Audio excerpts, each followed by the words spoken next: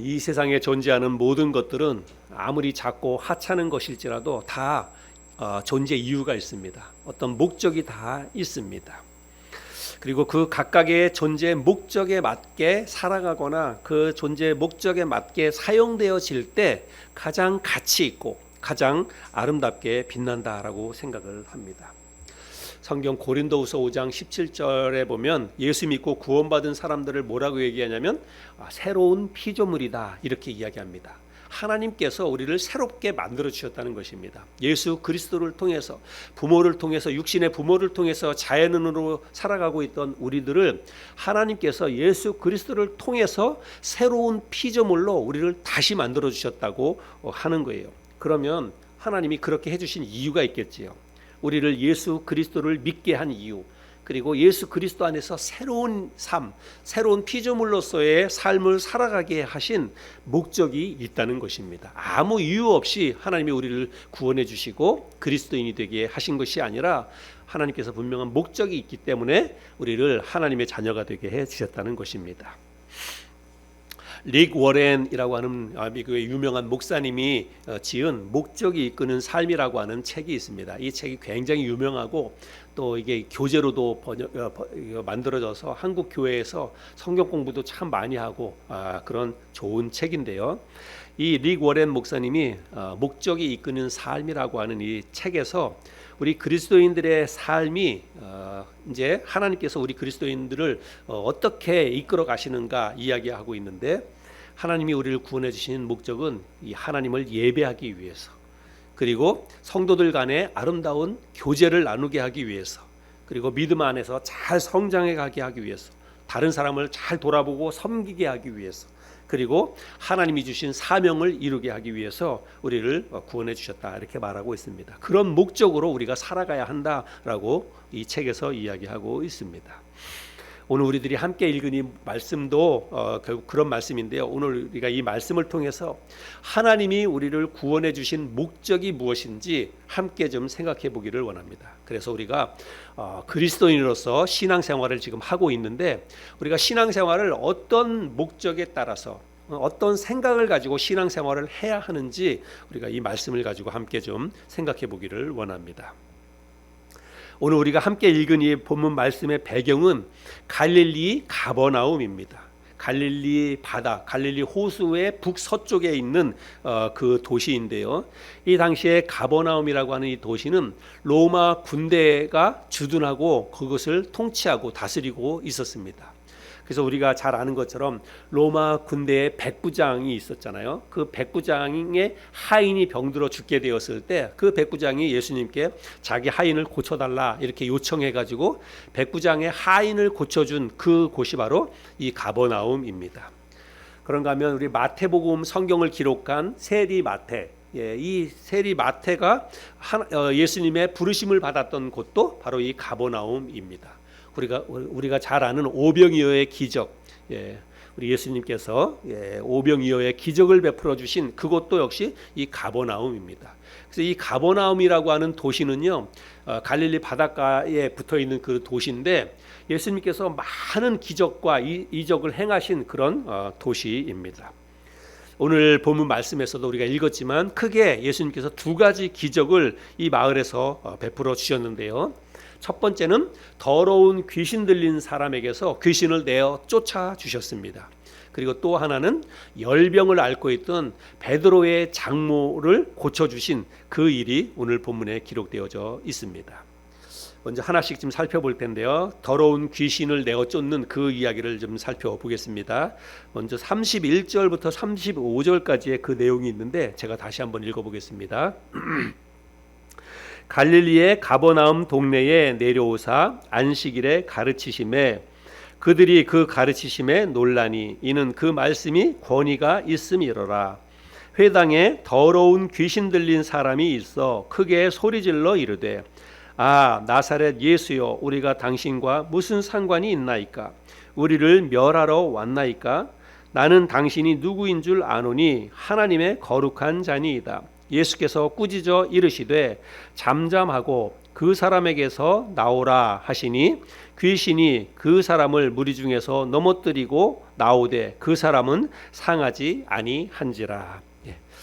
자, 이 말씀에 보니까 회당에 유대인들이 모여서 같이 말씀을 배우고 공부하는 이 회당에 더러운 귀신 들린 사람이 있었다 이렇게 말하고 있습니다. 우리가 읽었던 성경에 보니까 더러운 귀신 들린 사람 이렇게 이야기하고 있죠. 귀신이 들렸다 이렇게 말하고 있습니다. 다른 번역본 성경을 찾아보니까 어떤 성경에서는 마귀가 들린 사람 이렇게 번역하고 있고, 또 다른 어떤 성경에서는 더러운 영이 들린 사람 이렇게 번역하고 있습니다. 근데 우리가 이제 개역개정 성경을 보면 대부분 다 귀신 들린 사람, 그래서 예수님이 귀신을 내쫓았다 그렇게 이야기를 하고 있죠.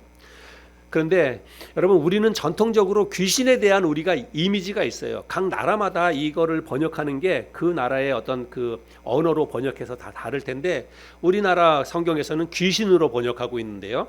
근데 우리나라 사람들에게 가지고 있는 이 귀신에 대한 이미지가 있잖아요. 여러분, 귀신하면 뭐가 떠오릅니까?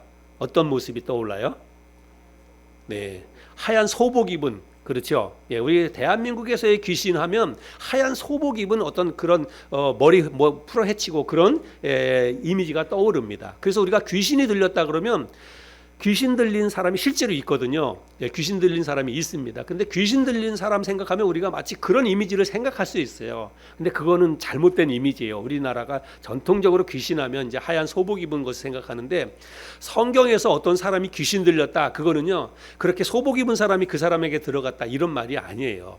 그 사람에게 악한 영이 들어갔다는 것입니다. 이 귀신은 그냥 영적인 존재예요. 영물입니다. 그래서 성경에서 어떤 사람이 귀신이 들렸다, 그리고 예수님이 그 귀신 들린 사람에게서 귀신을 내쫓았다 그랬을 때는 악한 영이 그 사람에게 들어갔는데 예수님이 그 악한 영을 내쫓아왔다, 물리쳐 주셨다, 그렇게 여러분들이 이해를 해야 합니다.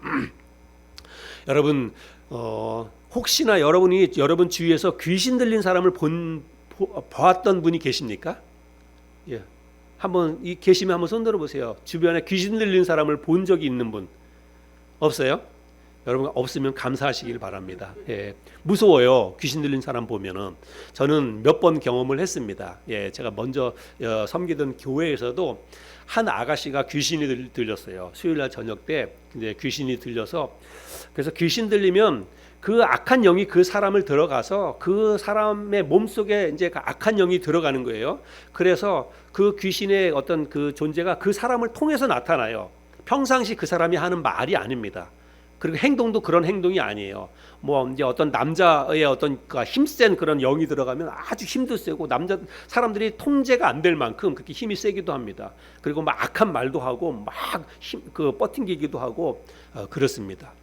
그래서 저도 이제 그 예전에 섬기던 교회에서 그 이제 귀신 들린 아가씨 청년 자매를 두고 교회에서 예배 끝나고 목사님과 사역자들이 한 6-7명이 한 방에 들어 앉아서 그 귀신을 내쫓는 그 기도를 해서 귀신이 쫓겨 나갔어요. 그래서 기운이 쫙 빠져가지고, 근데 귀신이 들렸을 때 했던 행동을 전혀 기억 못합니다. 자기가 무슨 말을 했는지도 몰라요. 이제 그런 경험이 또 신학교에서도 그런 경험이 있었고 몇 차례 있었는데, 우리가 우리 주변에서 그런 거를 잘 안 봐서 이런 어떤 영적인 존재, 악한 영이 존재한다라고 하는 것들을 여러분들이 잘 피부적으로 느끼지 못할 수도 있습니다. 근데 여러분, 이런 영적인 세계, 악한 영이 사람들의 몸속에 들어가서 그 사람을 지배하고 통제하고, 그래서 마치 귀신이 들린 이제 귀신이 들린 그런 일들이 여러분 실제로 존재합니다. 실제로 그런 일들이 있어요. 그래서 우리 사람을 생각하면, 우리는 그냥 이렇게 몸뚱아리만 생각하잖아요. 그래서 사람의 존재가 이렇게 몸뚱아리만 있는 게 아니잖아요.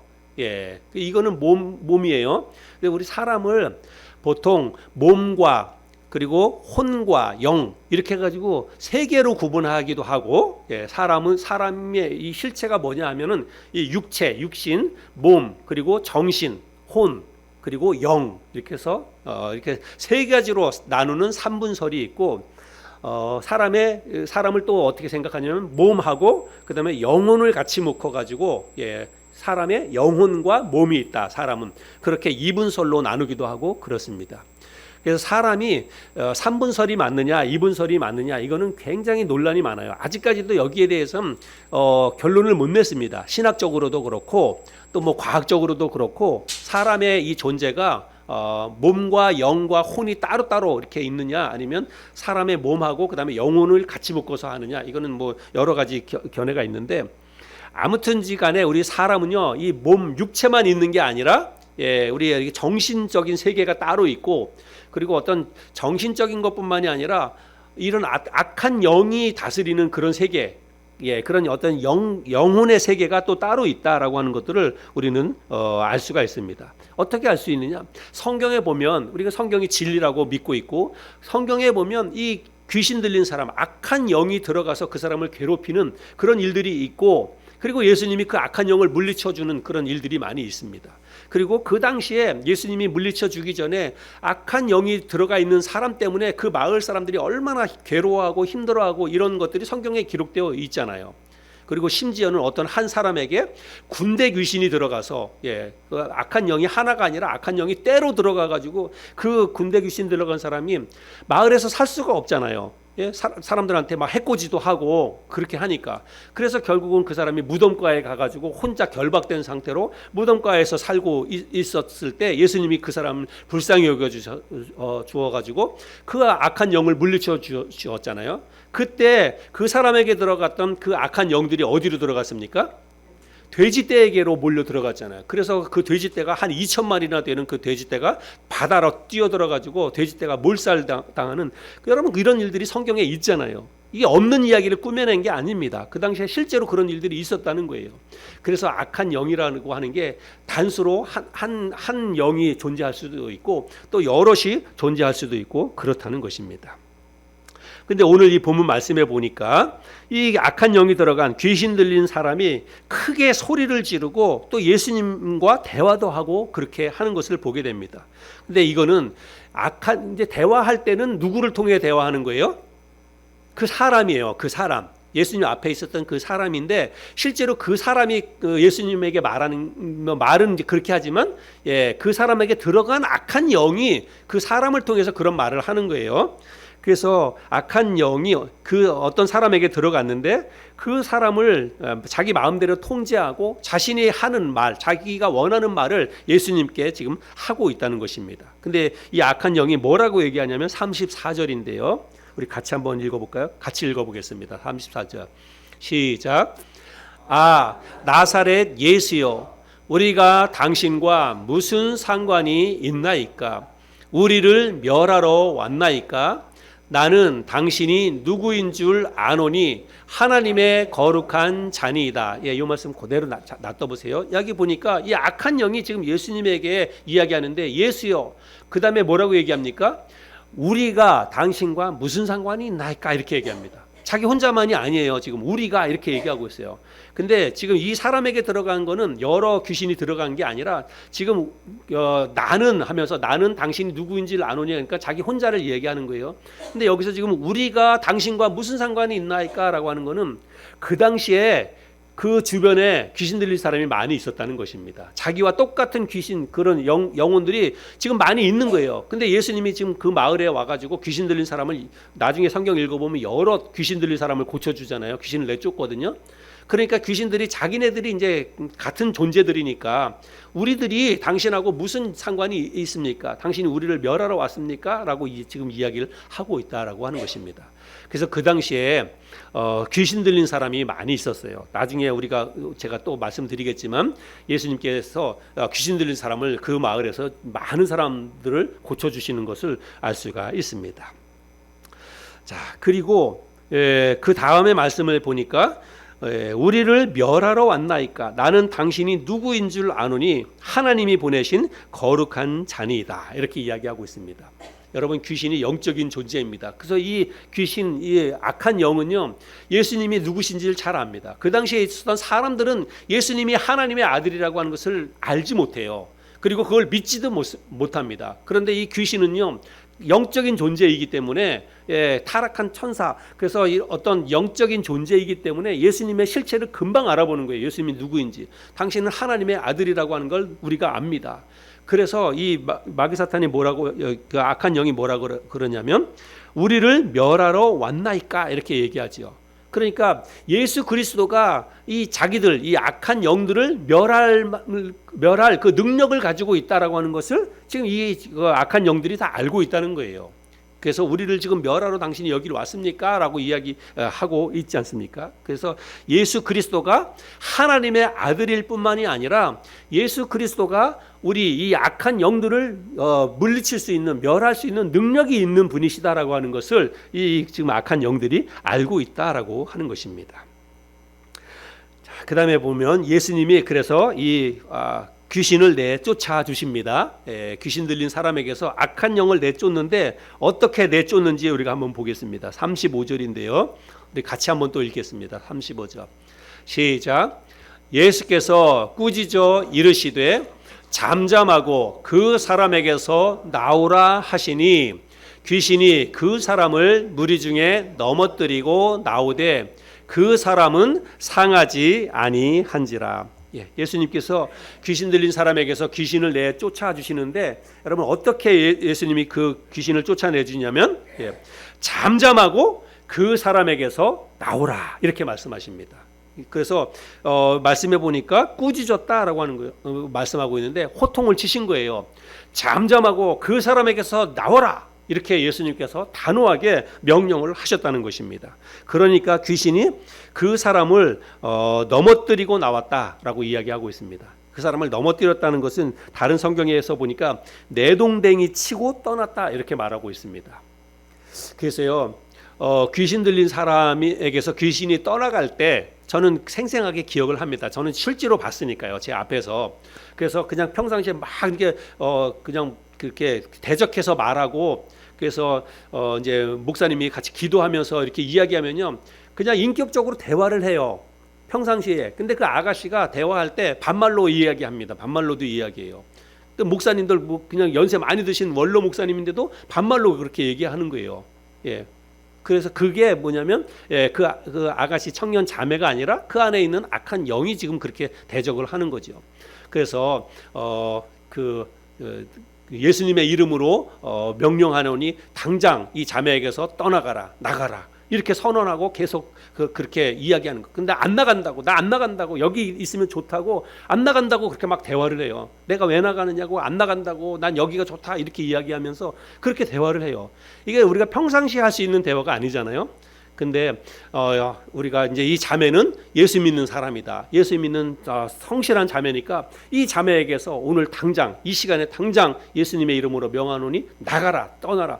근데 금방 안 나가요. 한참 동안 그렇게 실랭이를 하다가 결국은 떠나갑니다. 그 나가요. 근데 나갈 때 막 경련을 일으켜요.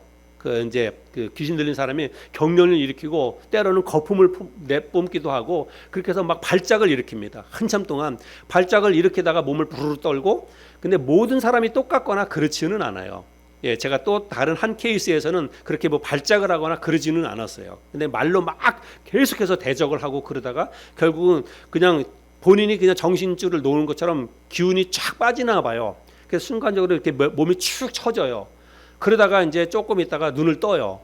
예, 눈을 뜨고 그러면 몸에 힘이 하나도 없다고 하고 진짜로 하나도 힘이 없고 그래서 잠깐 그냥 편에 쉬라고 그러면 그냥 편에 쉬고 그리고 나서 이렇게 대화를 해보면 그냥 평상시에 그 자매예요. 평상시에 그 모습입니다. 근데 좀 전에 어떤 일이 있었냐 이렇게 물어보면 전혀 몰라요. 네, 무슨 일이 나 때문에 왜 여기 이렇게 지금 모여 있어요? 왜 지금 이렇게 같이 이렇게 있어요? 이렇게 대답하고 그래요. 그래서 아무튼 여기 지금 그 사람을 넘어뜨리고 나왔다라고 하는 것은 발작을 일으켰다는 것입니다. 귀신이 떠나갈 때 최후의 발악을 하는 거예요. 그래서 발작을 일으키고 이제 어떻게 보면 정신을 잃게 만들었다는 거예요. 그런데 말씀을 읽어보면 그렇지만 그 사람은 상하지 아니한지라 그 사람이 다치거나 그러지 않았다는 거예요. 귀신이 떠나가면서 내동댕이 치고 그 사람을 육신적으로는 뭐 확 넘어지게 했다든지 이렇게 내동댕이 치고 그 악한 영이 떠나갔는데 그 사람은 상하지 않았다, 다치지 않았다 그렇게 말씀을 하고 있는 것입니다. 근데 이것을 조용하게 예수님이 그 사람하고 예수님하고 이 단둘이만 이 일을 한 게 아니라 그 사람의 주변에 지금 많은 사람이 있었다는 거예요. 많은 사람들이 그 모습을 보았죠. 그래서 그것을 목도한 많은 사람이 이구동성으로 뭐라고 얘기하냐면 저 사람이 예수님이 권위와 능력으로 명하니 귀신이 저 사람에게서 떠나갔다.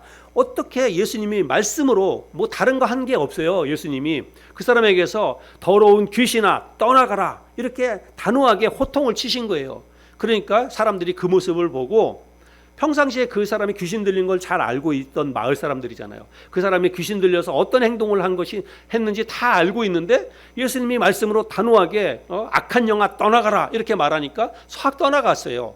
그 모습을 보고 사람들이 야, 저 예수라고 하는 사람이 우리가 알고 있는 저 나사렛 예수라고 하는 사람이 무슨 권위 있게 얼마나 능력이 있길래 말씀 한마디로 저렇게 귀신이 떠나가나라고 하면서 자기네들끼리 이구동성으로 그렇게 이야기하면서 놀랐다라고 이야기하고 있습니다. 이게 예수님께서 가버나움에서 행하신 첫 번째 이제 기적이고, 그 다음에 오늘 본문에서 이 회당에서 나온 이제 귀신을 내어 쫓고 회당에서 나온 주님이 어디를 가냐면 베드로의 장모의 집에 가십니다. 근데 이 성경에서는 뭐 자세히 기록되어져 있지 않지만 그냥 다음에 예수님이 아무 뭐 생각 없이 가다가 베드로의 장모의 집에 들어간 게 아니에요. 우연히 가다가 베드로의 장모 집에 들어간 게 아니라 예수님이 일부러 그 베드로의 장모 집을 가셨습니다. 왜냐하면 베드로의 장모가 열병을 지금 앓고 있었기 때문입니다. 이 당시에 열병이라고 하는 것은 우리가 뭐 감기 걸려가지고 뭐 그 체온이 좀 올라갈 그 정도가 아니에요. 이 열병이라고 하는 것은 아마도 말라리아라든지 댕기열이라든지 그런 이제 열병일 것이라고 생각합니다. 이거는 아주 치사율이 높은 굉장히 위험한 그런 질병입니다. 근데 이 베드로, 우리가 이제 알겠지만 베드로는 예수님이 정말 사랑하는 예수님의 제자 아닙니까? 그런데 그 베드로의 장모가 열병 때문에 곧 죽게 생겼으니까 예수님이 그냥 지나칠 리가 없죠. 그래서 이 베드로의 이 장모의 집에 들어가셨습니다. 그리고 이제 병을 고쳐 주시는데 이 베드로의 장모의 집에 들어가니까 그 집에 있었던 사람들이 예수님에게 간청을 했다는 거예요. 이 사람을 좀 고쳐달라고. 38절인데 38절 말씀을 제가 다른 번역본 성경으로 한번 읽어보겠습니다. 38절에 예수께서는 회당을 떠나 시몬의 집으로 가셨다. 그때 시몬의 장모가, 시몬은 베드로예요, 마침 심한 열병으로 앓고 있었는데 사람들이 그 부인을 고쳐달라고 간청하였다. 여러분, 간청한다라고 하는 것은 메어 달려가지고 제발 좀 고쳐주세요, 제발 좀 그 베드로의 장모를 좀 고쳐주세요, 이렇게 메어 달렸다는 것입니다. 여기서 사람들이라고 하는 건 아마도 뭐 그 일가 친척들이 되겠지요. 근데 현장에 베드로가 있었는지에 대해서는 잘 모릅니다. 베드로가 있었는지 없었는지는 기록이 없기 때문에 잘 모르는데 아무튼 이 베드로의 장모의 이 간청을 듣고 이거를 고쳐 주십니다. 근데 어떻게 또 고쳐 주시는가 한번 보겠습니다. 39절인데요. 39절 또 같이 한번 읽겠습니다. 시작. 예수께서 그 부인 곁에 서서 열이 떨어지라고 명령하시자 부인은 열이 내려 곧 일어나서 사람들을 시중 들었다. 우리가 다른 오늘 우리가 읽었던 가지고 있는 개역 개정 성경에서 보면 열병을 꾸짖으신데 이렇게 말하고 있어요. 그래서 귀신을 내어 쫓을 때에도 예수님께서 귀신을 꾸짖었다라고 말하고 있고요. 열병을 고쳐 주실 때에도 열병을 꾸짖었다 이렇게 말하고 있습니다. 그래서 우리 구약 성경에 보면 오늘날 우리가 어떤 질병이 걸려서 우리가 살다 보면 감기에 걸릴 수도 있고 또 어떤 분들은 암에 걸릴 수도 있고 병에 걸릴 수 있잖아요. 근데 구약 성경에 보면 사실은 구약 성경에서는 질병, 사람들에게 질병이 찾아오고 병이 걸린 것을 죄의 원인으로 이렇게 해석하는 경우가 많이 있습니다. 그래서 그 질병을 곧 죄로 그렇게 인식하는 그런 경우가 많이 있습니다. 오늘날 모든 질병이 다 병에 걸린 사람이 죄 때문에 병에 걸렸다 이렇게 이야기할 수는 없어요. 그런데 사실은 질병 자체가 이 땅에 사람들에게 왜 그 병이 생겼느냐면 결국은 그거는 어떤 죄의 근원입니다. 죄가 근원이에요. 죄로부터 질병이 오고 죽음이 오는 것입니다. 그래서 여기 예수님께서 베드로의 장모의 이 열병을 고쳐주실 때 열병을 꾸짖었다 이렇게 말하고 있는데 귀신을 내어 쫓을 때하고 똑같은 방식이에요. 그 열병을 꾸짖었다. 아마도 이거는 그런 거예요. 실제로 이제 베드로의 장모가 열병 때문에 누워 있는 그 모습을 보고 예수님께서 이제 그 병을 고쳐 주실 때는 지금 그 열병이 떠나가라. 이 여인을 괴롭히고 있는 이 열병아 너는 떠나가라. 예수님께서 그렇게 명하셨다는 것입니다. 그렇게 말씀으로 명하자 이 열병이 바로 떠나가고, 그래서 바로 몸을 회복했어요. 그 자리에서 몸을 회복해서 그래서 예수님의 시종 들고 다른 사람들을 섬기고 그렇게 했다라고 말하고 있습니다. 그래서 얼마 동안 이 여인이 누워 있었는지, 열병 때문에 고생했는지는 모릅니다. 그런데 아마도 굉장히 위중한 그런 상태였을 거예요. 그런데 예수님께서 열병아 떠나가라 이렇게 말하니까 그 즉시 열병이 떠나가고 몸을 회복해서 일어나서 다른 사람들을 시중 들고 섬겼다 이렇게 말하고 있습니다. 여러분, 우리가 살다 보면 감기도 걸리고 이렇게 질병이 걸릴 수도 있고 그런데요, 우리가 감기 걸리거나 혹은 뭐 병에 걸리거나 그러면 우리가 어떻게 합니까? 여러분 어떻게 해요? 기도하죠. 병원에 가서 약도 먹고 다 하지만 기도도 하잖아요. 또 감기도 낫게 해달라고 그러고, 또 우리 암 걸린 분들을 위해서는 우리가 안수해서 같이 기도도 하고 병을 고쳐달라고. 근데 우리가 기도할 때 주로 우리가 하는 거는, 하나님 누가 이런 병에 걸렸어요. 하나님 우리 가족 중에 누군가가 이런 질병 때문에 고통당하고 있어요. 하나님 도와주세요. 정말 낫게 해주세요. 우리가 그렇게 기도하잖아요. 그죠? 하나님께, 우리 주님께 도와달라고, 병을 치료해달라고 우리가 그렇게 기도하잖아요. 당연히 우리는 또 그렇게 기도해야 합니다. 그런데 그렇게 기도할 뿐만이 아니라 예수님께서 귀신을 내어 쫓을 때처럼, 예수님께서 베드로의 장모의 열병을 고쳐주실 때처럼 우리가 그렇게 선언하는 기도, 선포하는 기도도 할 필요가 있습니다. 여러분 이거를 잘 기억하시고 진짜로 한번 실천해 보세요. 내가 감기에 걸렸다, 그래서 기침이 너무 심하다, 그럴 때 어떻게 기도하는 거예요? 지금 내 몸을 괴롭히고 있는 이 감기, 기침아 멈추어라. 그리고 이 감기 기운아 물러가라. 이렇게 그렇게 감기 기운이나 이런 모든 것도 사실은요, 우리가 이것을 내가 그냥 뭐 건강 관리를 잘 못해서 감기에 걸리는 것이기도 하지만, 이 영적인 세계에서 악한 영이, 마귀 사탄이 우리를, 건강을 가지고 우리를 공격하는 거예요. 우리가 건강이 연약하게 그 사람을 넘어뜨리는 수단으로 우리의 건강을 공격해 오는 것입니다. 그래서 우리는 그 악한 영을 대적할 필요가 있어요. 그래서 내 몸을 힘들게 만들어서 나로 하여금 하나님을 잘 섬기지 못하게 하고, 기도하지 못하게 하고, 성경 말씀 읽지 못하게 하는 이 악한 영을 대적할 필요가 있어요. 그래서 내 몸을, 건강을 위협하는 이 악한 영아 나에게서 떠나가라, 물러가라, 감기 기운아 물러가라, 콧물아 멈춰라, 이렇게 우리가 선언하면서 기도할 필요가 있어요. 여러분 실제로 한번 해보세요. 진짜. 근데 우리가 기억해야 될 것은, 내가 그렇게 선언하고 선포하고 그렇게 선포한다고 해서 감기 기운이 떨어지거나 콧물이 멈추거나 그게 아니라, 그것을 해가는 분은 우리 주님이에요. 우리가 주님의 그 능력을 믿고 기도하는 것입니다. 그래서 때로는 우리가 기도원에 가서, 혹은 어떤 목사님이 안수기도 하면 병이 잘 낫는다더라 해가지고 그 목사님을 막 찾아가고, 여러분 그거는 다 사람들이 꾸며낸 이야기입니다. 어떤 한 사람이 안수기도 한다고 해가지고 그 사람이 그 목사님이 어떤 능력이 있어서 그 목사님에게만 가면 병이 낫는다. 여러분 그거는 미신이에요. 미신.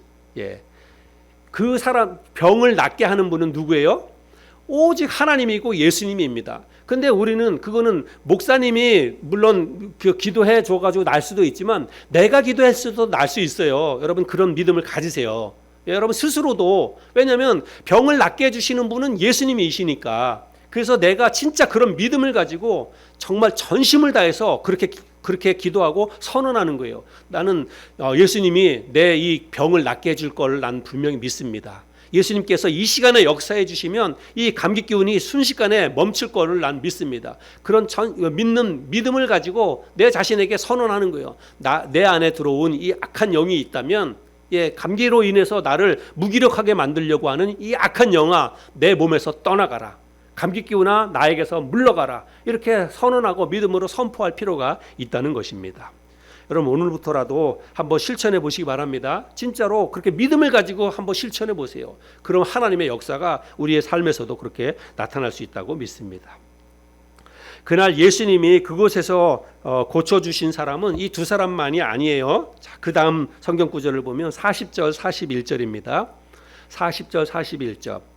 해질 무렵에 사람들이 온갖 병자들을 데리고 나아오매 예수께서 일일이 그 위에 손을 얹으사 고치시니 여러 사람에게서 귀신들이 나가며 소리질러 이르되 당신은 하나님의 아들이니이다. 예수께서 꾸짖으사 그들이 말함을 허락하지 아니하시니 이는 자기를 그리스도인 줄 알미러라. 여기 말씀해 보니까 이제 이 귀신 들린 사람에게서 귀신을 내어쫓고 베드로의 장모의 집에 들어가서 이 장모의 열병을 고쳐주시고 이제 예수님께서 다른 곳으로 가려고 하는데 해질 무렵에 사람들이 온갖 병자들을 데리고 나왔다라고 말하고 있습니다.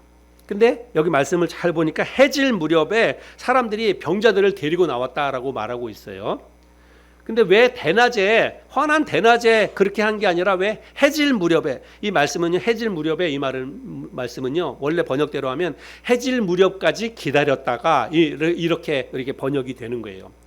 해질 무렵까지 기다렸다가 많은 병자들을 사람들이 데리고 나왔다는 것입니다. 왜 기다렸다가 낮에 그렇게 데리고 오지 않고 해질 무렵까지 기다렸다가 했느냐? 여러분 이날이 안식일이었기 때문에 그렇습니다. 우리가 보면 말씀이 31절부터 시작되잖아요. 31절에 갈릴리의 가버나움 동네에 내려오사 안식일에 가르치심에. 그래서 안식일에 예수님께서 이 가버나움에 오셔가지고 말씀도 가르치시고 병자들도 고쳐주시고 베드로의 장모도 고쳐주시고 이 안식일에 했다는 것입니다. 여러분 안식일은 언제를 안식일이냐고 하면 금요일 날 저녁에 해질 무렵에 금요일 날 그 저녁부터 토요일 날까지 토요일 저녁 때까지입니다. 그래서 금요일 날 해질 무렵에서부터 시작해서 토요일 날 해질 무렵까지 그때가 안식일이에요. 그래서 토요일 날 해가 딱 지고 나면 그러면 안식일이 끝나는 거예요. 그래서 이 사람들이 안식일에는 진짜 내 옆에서 사람이 죽어가도 그 사람을 고칠 수가 없어요. 이 유대인들이 믿고 있는 안식일에 대한 규정은 그렇습니다. 안식일에는 어떤 일도 행하면 안 되고 어떤 사람을 도와줘서도 안 되고 그런 규정을 가지고 있었다는 거예요. 이건 잘못된 이제 해석이었는데 그 당시의 사람들은 그렇게 했습니다. 그래서 자기 주변에 자기 가족 중에 귀신 들린 사람, 병든 사람들이 많이 있었지만 낮에는 예수님께 데리고 오지 않다가 이제 해질 무렵에 그래서 해가 다 이제 지는 그 순간에 토요일 그러니까 이제 요 시간으로 보면 토요일 날 저녁이 되는 거죠.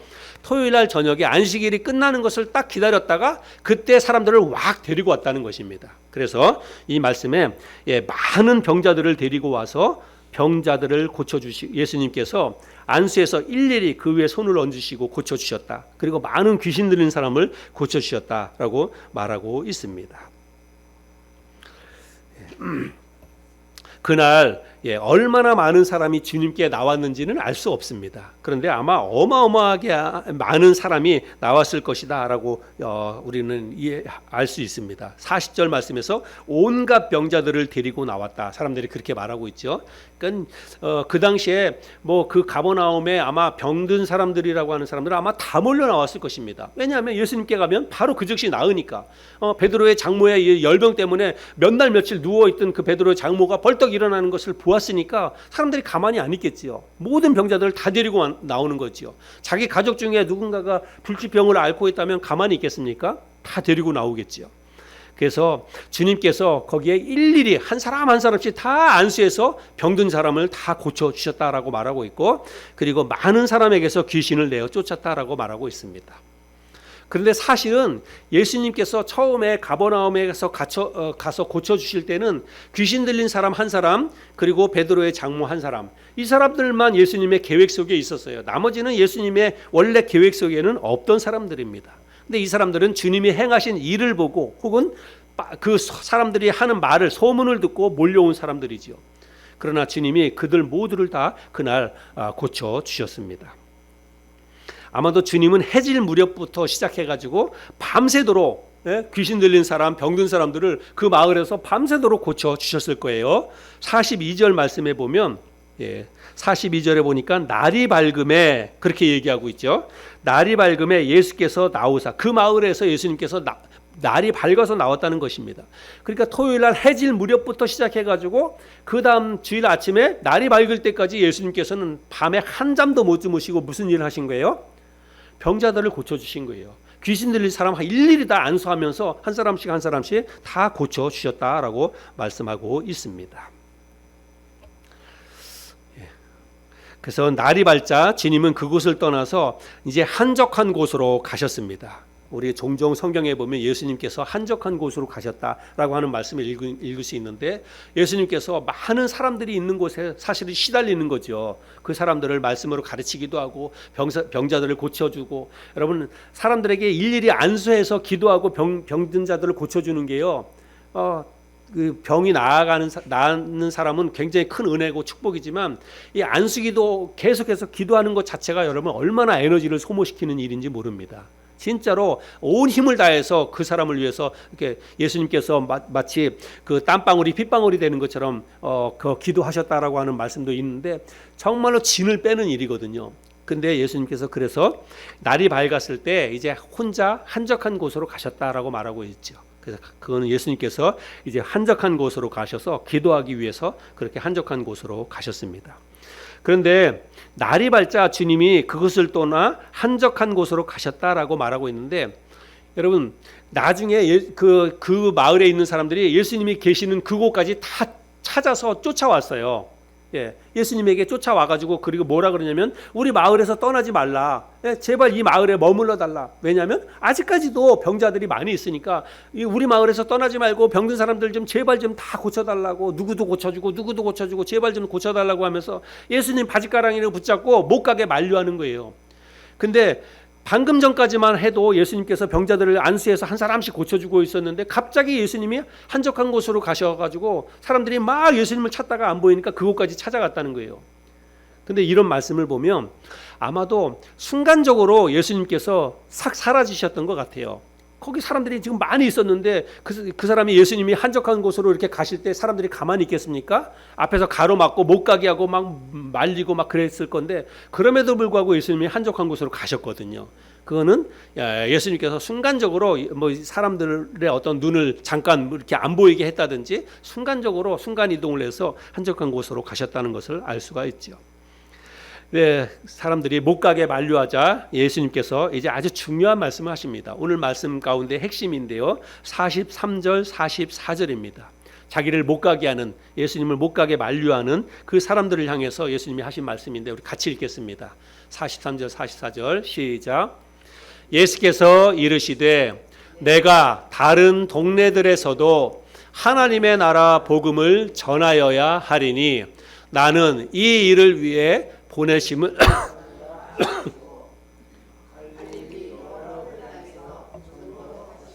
네, 주님이 이 땅에 오신 목적이 무엇인지를 예수님이 말씀을 하십니다. 내가 다른 동네에서도 하나님의 나라 복음을 전하여야 하리니 나는 이 일을 위해 보내심을 받았노라. 그리고 실제로 예수님이 이 말씀을 하신 것처럼 다른 동네에 가셔서 이제 전도하셨다. 성경이 그렇게 말씀하고 있습니다. 우리는 주님이 하신 이 말씀을요, 흘려듣지 말아야 합니다. 이 말씀이 굉장히 중요합니다. 오늘 말씀 가운데 핵심은 뭐냐면, 아마도 우리의 관심사는 어쩌면 어떻게 하면 귀신 들린 사람에게서 귀신이 떠나갈까, 그게 우리의 관심사고, 어떻게 하면 열병을 앓고 있는 사람에게서 열병이 떠나갈까, 어떻게 하면 우리의 삶에 있는 이 질병의 문제를 해결받을 수 있을까, 우리의 관심사는 거기에 있을지 모릅니다. 그러나 오늘 주님이 하신 말씀, 내가 다른 동네에서도 하나님의 나라의 복음을 전하여야 하리니 나는 이 일을 위해 보내심을 받았노라. 여러분, 이 말씀, 주님이 하신 이 말씀을 우리가 마음에 잘 새기고 신앙생활을 해야 합니다. 주님은 병든 사람을 고쳐주거나 귀신 들린 사람에게서 귀신을 내쫓기 위해서 이 땅에 오신 게 아닙니다. 물론 주님이 이 땅에 오셔서 그런 일을 많이 하셨어요. 병든 사람들을 고쳐주시고 귀신을 내어 쫓아주시고 심지어는 좀 헐벗고 굶주린 사람들에게 먹을 것도 주님께서 해결해 주시고 이런 일들을 참 많이 하셨습니다. 성경 복음서 말씀을 읽어보면 주님이 하신 일의 대부분은 그런 일입니다. 그런 일이에요. 실제로 병든 사람들 고쳐주고 또 말씀을 가르쳐 주시고 귀신을 내어 쫓아주시고 주로 그런 일들을 하셨습니다. 그러나 주님이 이 땅에 오셔서 하신 그 모든 일들은 결국 하나님의 나라 복음을 전하기 위한 수단이었을 뿐이지 그 자체가 목적은 아니라는 사실입니다. 주님이 이 땅에 오신 그 목적 자체는 나는 이 일을 위해 보내심을 받았노라. 무슨 일이요? 하나님의 나라 복음을 전하는 일, 그 일을 하기 위해서 예수님이 이 땅에 오셨다는 거예요. 여러분, 오늘 말씀의 제목이 무엇입니까? 오늘 말씀의 제목은요, 동상이몽입니다. 동상이몽. 동상이몽이 무슨 뜻이에요? 같은 침대에 누워서 잠을 자지만 다른 꿈을 꾸는 것입니다. 똑같은 침대에 누워서 자지만 여러분 서로 다른 꿈을 꾸는 거예요. 서로 다른 생각을 하는 것을 동상이몽이다라고 하는 것입니다. 그 당시에 많은 사람이 주님을 믿고 따르고 주님과 함께 했지만 그들의 생각과 주님의 생각은 너무 달랐다는 것입니다. 당시에 주님께 몰려온 사람들의 생각은 오직 하나였어요. 그 당시에 예수님을 믿고 예수님을 따라다니던 예수님을 섬겼던 사람들의 생각은 오직 하나예요. 무엇입니까? 자기 자신의 질병이나 혹은 자기 가족들의 질병을 낫게 해주겠다. 내가 예수님을 따라가면 예수님이 언젠가 우리 가족 중에 누군가의 이 질병을 낫게 해주겠지. 예수님을 따라가면 먹을 게 해결되겠지. 예수님을 따라서 잘 섬기다 보면 예수님이 높은 자리에 앉을 때 나에게 뭔가 한 자리를 주겠지. 사람들의 예수님을 믿고 따르는 사람들의 생각은 오직 거기에 관심의 초점이 다 있었다는 것입니다. 여러분, 그 당시의 사람들만 그랬을까요? 오늘날 예수 믿고 신앙생활하는 사람들, 저와 여러분을 포함해서 오늘날 이 땅에 있는 많은 그리스도인들의 생각도 역시 그것에 초점이 가 있지 않을까, 저는 그런 생각을 합니다. 오늘 우리가 이 말씀을 통해서 내가 예수를 믿고 신앙생활하는 이 목적이 무엇인지, 나는 왜 신앙생활을 하고 있는지, 나는 신앙생활을 하면서 어디에 내가 관심의 초점을 가지고 내가 지금 신앙생활을 하고 있는지 우리 스스로 잘 자문자답해 보아야 된다고 생각을 합니다. 주님께서 이 땅에 오셔서 많은 사람들을 고쳐주시고 귀신을 내어 쫓아주시고 이런 일들을 하셨어요. 그런 것들 때문에 고통스러워하는 사람들을 눈에 보일 때마다 그냥 지나치지 않고 예수님께서는 다 해결해 주셨습니다. 멀리서 손들고 주 예수여 우리를 불쌍히 여겨주소서, 귀신 들린 사람이 그렇게 이야기할 때 예수님께서는 그 멀리서 손들고 외치는 사람도 외면하지 않았어요. 다 고쳐주셨습니다. 그러나 주님께서는 단지 그것을 하기 위해서 그 고통당하는 사람, 질병 때문에 혹은 귀신 들린 것 때문에 고통당하는 그 사람들을 불쌍히 여겨서 그 사람들을 고쳐주기 위해서 예수님이 이 땅에 오신 게 아니라고 하는 것입니다. 우리의 질병의 문제 혹은 영적인 문제 혹은 경제적인 어려움, 깨어진 인간관계, 우리가 겪는 이 땅을 살아가면서 겪는 그 수많은 문제를 우리 주님께서 해결해 주실 수 있다라고 저는 믿습니다. 여러분, 우리가 겪는 모든 문제, 경제적, 돈에 관한 문제든지 인간관계에 관한 문제든지 질병에 관한 문제든지 그 어떤 문제도 주님께서 해결해 주신다고 믿습니다. 주님은 해결해 주실 수 있는 능력이 있는 분이시고 우리가 그 문제를 가지고 주님께 나아가서 간절히 기도하면 주님이 다 해결해 주십니다. 우리는 그렇게 해야 돼요. 그런데 여러분, 주님이 이 땅에 오신 목적은 그 자체가 아니라는 것을 우리는 잘 기억해야 됩니다. 여러분, 물론 우리가 병에 걸렸어요. 우리 가족 중에 누군가 큰 중병에 걸렸습니다. 그럼 어떻게 해야 돼요? 기도해야 돼요. 기도해야 됩니다. 제가 목적이 주님이 이 땅에 오신 목적이 그게 아니니까 기도도 하면 안 된다. 그거는 뭐가 조금 정말 하찮은 것이다. 그걸 이야기하는 게 아닙니다. 기도해야 됩니다. 야고보서 5장 말씀에 보면 병에 걸렸을 때 기도하라라고 말씀하고 있어요. 너희 중에 병든 자가 있느냐? 그는 교회의 장로들을 청할 것이요 그들은 주의 이름으로 기름을 바르며 그를 위하여 기도할지니라. 그 다음에 믿음의 기도는 병든 자를 구원하리니 주께서 그를 일으키시리라. 혹시 죄를 범하였을지라도 사함을 받으리라. 그러므로 너희 죄를 서로 고백하며 병이 낫기를 위하여 서로 기도하라. 의인의 간구는 역사하는 힘이 크니라. 그래서 질병이 걸렸을 때는 어떻게 해야 돼요? 서로 이야기하면서 나 이런 병에 걸렸어요. 나 이것 때문에 힘들어요. 나를 위해서 기도해 주세요 하고 서로 힘을 모아서 함께 기도하라는 거예요. 의인의 간구는 역사하는 힘이 크다. 그래서 교회 장로들, 목사님을 초청해서 병을 낫게 하기 위해서 기도해 달라고 부탁하고 함께 기도하라고 말하고 있습니다. 그래서 기도해야 돼요. 질병의 문제든 혹은 경제적인 문제든 가정의 어떤 문제든지 기도해야 됩니다. 주님께 도와달라고 기도해야 돼요. 그런데 우리가 주님을 믿고 따르는 목적이 그 질병을 낫게 하는 것, 그것이 우리가 주님을 믿고 섬기는 목적이 되어서는 안 된다는 것입니다. 경제적인 어려운 문제를 해결해 가는 게 그게 우리의 신앙생활의 목적이 되어서는 안 된다라고 하는 것입니다. 여러분, 어떤 것이든 이 땅에 존재하는 모든 것은요, 그 존재의 목적에 맞게 사용될 때가 가장 가치가 빛나는 거예요. 우리 그리스도인, 아까 제가 서두에 말씀드렸잖아요. 우리는 하나님의 새로운 피조물이다. 하나님이 우리를 예수 그리스도를 통해서 새로운 피조물로 우리를 다시 만들어 주셨어요. 그러면 나를 다시 만들어 주신 목적이 있다는 거예요. 나를 그리스도인이 되게 한 목적이 있다는 것입니다. 하나님이 나를 그리스도인이 되게 하신 목적은 하나님 믿는 하나님의 자녀로서 다른 사람들보다 다 부귀영화를 누리고 하는 일마다 잘 되고 축복해주고 하나님이 그렇게 하기 위해서 우리를 구원해 주신 걸까요? 여러분, 그건 아니라는 거예요. 물론 우리가 하나님을 잘 믿고 섬기면 그런 복을 누릴 수 있고 당연히 그런 복을 누린다고 믿습니다. 그러나 우리가 하나님을 믿고 섬기는 신앙생활하는 그 목적 자체가 거기에 맞춰지면 절대로 안 된다는 것입니다. 여러분, 신앙생활의 목적은 어디에 맞춰줘야 돼요? 네, 하나님의 나라 복음을 전하는 것.